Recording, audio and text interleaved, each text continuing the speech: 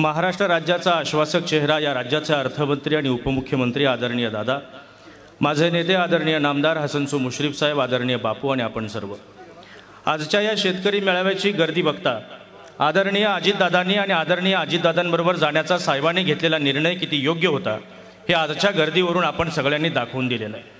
आणि त्याचा दुसरा एक अत्यंत उत्तम दाखला दादा मला द्यावासा वाटतो की आपल्याबरोबर आदरणीय आमदार हसन मुश्रीफ साहेब आले, त्यानंतर कागल तालुक्याच्या सार्वजनिक जीवनामध्ये 2 सहकारी साखर कारखान्याच्या निवडणुका झाल्या।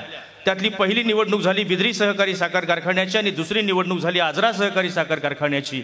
या दोन्ही सहकारी साखर कारखान्यामध्ये सभासद शेतकऱ्यांनी आदरणीय हसनसो मुश्रीफ साहेबांवर विश्वास टाकला आणि दोन्हीही सहकारी साखर कारखाने साहेबांच्या ताब्यात दिले। याचा अर्थच असा आहे की साहेबांनी घेतलेल्या निर्णयांवर शेतकऱ्यांचा पूर्ण विश्वास आहे आणि ते शेतकरी आज या मेळाव्याला उपस्थित राहिलेले आहेत।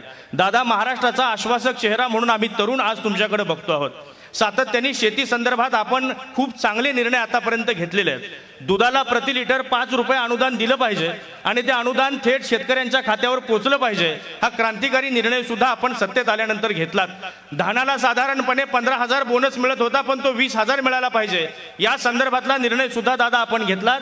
एवढंच नाही तर महाराष्ट्राचे अर्थमंत्री, महाराष्ट्राचे उपमुख्यमंत्री म्हणून आपण जवळजवळ 43,000 कोटी रुपयांचं पॅकेज शेतकऱ्यांसाठी जाहीर केलं। एका बाजूला शेतीत भांडवल पाहिजे, शेतीला तंत्रज्ञान पाहिजे, पण भांडवल आणि तंत्रज्ञान वापरून जे पीक येतं त्या पिकाला चांगली बाजारपेठ सुद्धा उपलब्ध झाली पाहिजे, पण शेतकऱ्याला चांगली बाजारपेठ मिळत नाही। शेतकऱ्याचा कांदा सडतो, शेतकऱ्याचा बटाटा सडतो, मग शेतकऱ्याच्या डोळ्यात पाणी येतं। शेतकरी कांदा रस्त्यावर ओततो, शेतकरी आंदोलन करतो। शेतकऱ्याचा कांदा रस्त्यावर ओतला गेला नसला पाहिजे, यासाठी दादा समृद्धी महामार्गावर आपण 13 ठिकाणी कांद्याची महाबँक सुरू केली आणि शेतकऱ्याला योग्य न्याय मिळाला पाहिजे, शेतकऱ्याच्या मालाला भाव मिळाला पाहिजे, ही भूमिका आपण घेतली। दादा, तुमच्याकडे असंख्य डोळे आहेत, पण तुमच्याकडे एक डोळा आहे, तो जास्त मला महत्त्वाचा वाटतो। शेतीकडे बघण्याचा जो विधायक डोळा तुम्हाला लाभलेला आहे त्या डोळ्याचं मला जास्त कौतुक आहे। कारण नादो महानोर म्हणाले होते, या नभाने या भुईला दान द्यावे, या मातीतून चैतन्य गावे, अशी कोणती पुण्य येती फळाला, जोंधळ्याला चांदणे लकडून जावे। एवढी ताकद या शेतकऱ्यांमध्ये असते। त्या शेतकऱ्यांसंदर्भात दादा सत्तेत आल्यानंतर आपण अत्यंत विकासाभिमुख निर्णय घेतले। आज एवढ्या मोठ्या संख्येने इथं महिला उपस्थित आहेत। आमचे साहित्यिक उत्तम कांबळे म्हणाले होते, एकटी गेलो बाई झाड काही हल्लं नाही, दुकटी गेलो बाई झाड काही हल्लं नाही, तिकटी गेलो बाई झाड काही हल्लं नाही, आणि समध्या जणी गेलो बाई झाडच राहिलं नाही। ही ताकद या संघटित महिला शक्तीमध्ये आहे आणि या महिला सुद्धा दादा आपल्यावर विश्वास ठेवतात। सत्तेत आल्यानंतर महिलांसाठीचं 4थं धोरण तुम्ही जाहीर केलं आणि हे धोरण जाहीर करून तुम्ही थांबला नाहीत, तर वडिलांच्या आधी मुलाच्या आणि मुलीच्या नावापाठीमागं आईचं नाव लागलं पाहिजे, हाही निर्णय दादा सत्तेत आल्यानंतर तुम्ही घेतलात। आमचे फमू शिंदे म्हणाले होते, आई कुणाचीही असो तिचा सन्मान करावा, तिने टाकलेला शब्द फुलासारखा झेलावा। प्रत्येक आईचा आपण सन्मान केला पाहिजे। स्त्रियांकडे बघण्याचा हा निरोगी आणि निकोप दृष्टिकोन दादा तुमच्या कृतीतून आम्हाला दिसतो। स्त्री पुरुष समानतेपेक्षा स्त्री पुरुष हे एकत्र फुललेलं सहजीवन आहे, हा विचार तुम्ही महाराष्ट्राच्या मातीमध्ये रुजवत आहात, याचा तरुण म्हणून आम्हाला अभिमान आहे। दादा, तुमचे 2 निर्णय महिलांच्या संदर्भातले मला जास्त महत्त्वाचे वाटतात। आपण राजलक्ष्मी सईबाई महाराजांचं स्मारक बांधत आहात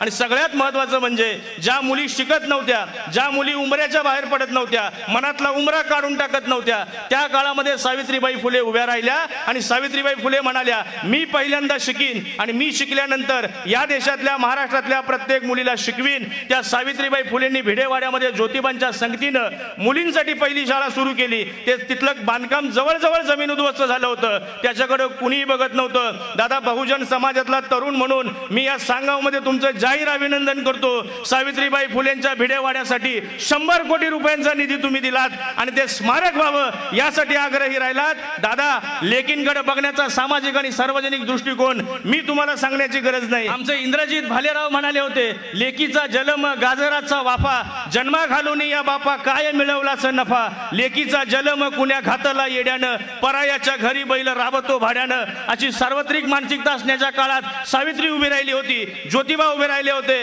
आणि हाच बहुजन समाजाचा विचार आपण पुढे नेण्याचा प्रयत्न करत आहात। ज्या शाहू महाराजांनी कुस्ती जतन केली, गंगावेस तालमीला दादा तुमची सकाळची भेट होती, अधिकारी वेळेवर आले नाहीत, पण तुम्ही वेळेवर गेलात। गंगावेस तालमीचा चेहरा बदलण्यासाठी लागेल तो निधी देण्याचं आश्वासन तुम्ही दिलं। एका बाजूला फुले शाहू आंबेडकरांचं नाव घ्यायचं आणि दुसऱ्या बाजूला कृती मात्र वांज ठेवायची, असा एक विचार आहे। पण फुले शाहू आंबेडकरांचं नाव घेत असताना त्या फुले शाहू आंबेडकरांचा विचार पर्यंत पोहोचवता येतो का याचाही विचार करायचा। हा विचार दादा तुम्ही करता आहात हे आमच्या दृष्टीने फार महत्त्वाचं आहे। एका बाजूला मुख्यमंत्री वर सातत्याने आरोप होतात, अगदी ते कैलासवासी यशवंतराव चव्हाण साहेबांपासून झाले की पश्चिम महाराष्ट्र संदर्भातच नेते विचार करतात, विदर्भ मराठवाड्याचा विचार करत नाहीत। दादा उपमुख्यमंत्री झाले, दादांनी जवळजवळ 6,000 कोटी रुपये विदर्भाच्या विकासासाठी दिले, 1500 कोटी रुपये गोसीखुर्द प्रकल्पासाठी दिले। त्याच विदर्भामध्ये 29 जलसिंचन प्रकल्प सुरू होत आहेत। शेतकऱ्यांच्या जीवनात समृद्धी आली पाहिजे, शेतकऱ्याला पाणी मिळालं पाहिजे। आणि कैलासवासी यशवंतराव चव्हाण म्हणायचे, शेतकऱ्याला जोपर्यंत आपण कृषी औद्योगिक विकासाचं स्वप्न दाखवत नाही तोपर्यंत शेतकरी सुखी होणार नाही, तोपर्यंत शेतकऱ्याला शेती परवडणार नाही। कैलासवासी यशवंतराव चव्हाणांचा कृषी औद्योगिक परंपरेचा विचार दादा तुम्ही जतन करता आहात हे आमच्या दृष्टीने अतिशय महत्त्वाचं आहे। दादा शेवटी एक निर्णय जो मला जास्त महत्त्वाचा वाटतो, कारण जो माणूस मोठा होतो तो माणूस कुठला ना कुठला खेळ खेळत असतो। आज आमचे नामदार हसन साहेब मुश्रीफ एवढे मोठे झाले, मुश्रीफ साहेबांसारखं उत्तम क्रिकेट कुणीही खेळत नव्हतं। सांघिक खेळ खेळत खेळत समाजाला सुद्धा सांघिक वृत्तीने पुढे नेलं पाहिजे हा विचार असतो। असं क्रीडा विद्यापीठ उभं राहिलं पाहिजे, म्हणून महाराष्ट्राच्या इतिहासामध्ये पहिला क्रांतिकारी निर्णय आदरणीय दादांनी घेतला। 656 कोटी रुपयांचा निधी उपलब्ध करून याच संभाजीनगरमध्ये एक क्रीडा विद्यापीठ झालं पाहिजे हा निर्णय दादा तुम्ही घेतला। ही जी खिलाडू वृत्ती लागते, परिस्थितीला भिडण्याचं सामर्थ्य लागतं, किती संकट आली तरी संकटाच्या मुंडक्यावर पाय देऊन उभं राहण्याचं जे विवेकवादी सामर्थ्य लागतं ते दादा सामर्थ्य तुमच्यामध्ये आहे। आणि तुमच्याच पावलावर पाऊल ठेवून आदरणीय नामदार हसन मुश्रीफ साहेब काम करतायत। संबंध कोल्हापूर जिल्ह्याच्या विविध संस्थांवर साहेबांची असणारी पकड, बहुजन समाजासाठी साहेबांचा असणारा दृष्टिकोन अतिशय महत्त्वाचा आहे। आणि दादा परवा राम मंदिराचा प्राणप्रतिष्ठा सोहळा झाला, कागलमध्ये अवर्णनीय सोहळा झाला, म्हणजे इतका सुंदर सोहळा झाला की राम प्रत्येकाच्या घरापर्यंत पोहोचवणं, राम बंधनाच्या माध्यमातून पोहोचवणं, लाडू देऊन पोहोचवणं, प्रसाद देऊन पोहोचवणं। आणि दादा आम्ही एक पिशवी तयार केली होती मुश्रीफ साहेबांनी, ती पिशवी प्रत्येकाच्या घराघरापर्यंत पोहोचली, त्यामध्ये प्रसाद होता, रामबंधन होतं, रामाचा फोटो होता, म्हणजे प्रभू रामचंद्रांना बहुजन समाजाच्या घरापर्यंत साहेबांनी पोहोचवलं। आमचे आनंद तळेकर म्हणतात की जातीच्या पलीकडे राम आहे, अक्षरांचा केवढा आघात आहे, लेखणीची आयुधांवर माता आहे, मी खुदाचा बुद्ध माझा मीच येशू, राम जाणे काय माझी जात आहे। जातीच्या पलीकडे राम आहे याचं सर्वात मोठं उदाहरण आदरणीय नामदार हसन मुश्रीफ आहेत। कारण आज आम्ही राम मंदिर बघतोय, पण 15 वर्षांपूर्वी शाहू महाराजांच्या कागल नगरीमध्ये पहिलं राम मंदिर कोण उभं केलं असेल तर ते मुश्रीफ साहेबांनी उभं केलं होतं। जातीच्या पलीकडे जाऊन प्रभू रामचंद्रांकडे बघण्याचा हा जो विवेकवादी आणि पुरोगामी दृष्टिकोन आहे तो दादा तुमच्याच पावलावर पाऊल ठेवून आहे। दादा आलात, तुमचं स्वागत करतो।